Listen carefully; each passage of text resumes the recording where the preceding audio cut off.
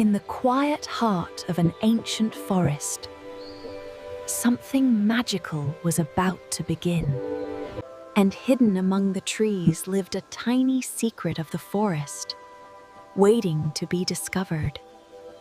Here sat Sannyasi Venkanna, calm and still in deep meditation.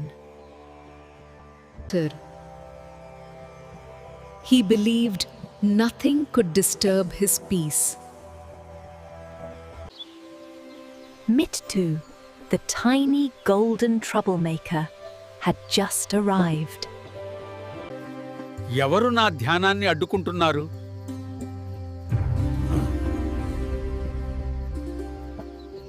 అవును, ఆ శబ్దం నేనే చేశాను.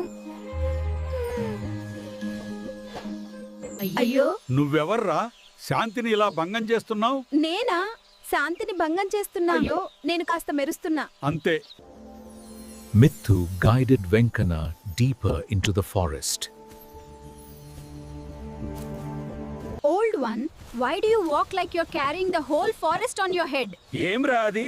నేను కామ్గా నడుస్తున్నా, నువ్వైతే మాట్లాడుతూనే ఉన్నావా? నువ్వు పాఠం అన్నావు, ఇప్పుడు సరిగ్గా నువ్వు నాకేం చూపించబోతున్నావు? Oh, don't worry. I teach only important things. Just keep your eyes open, Venkana. Venkana, look there. You missed something beautiful. అక్కడ ఏముంది?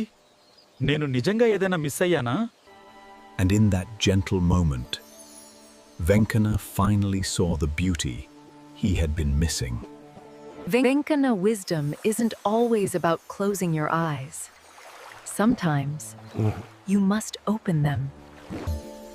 అయ్యో, నిజంగానే నువ్వు నాకు చూపించావు. The dewdrops glowed like tiny diamonds, a beauty Venkana had never noticed before. Venkana wisdom isn't in staying still. It's in seeing the world with open eyes. అది నిజమే. నా కళ్ళు మూసుకున్నప్పుడు నేను ఎంత అందాన్ని కోల్పోతున్నానో నాకెప్పుడూ తెలియలేదు. And in that quiet moment, a new friendship was born. See?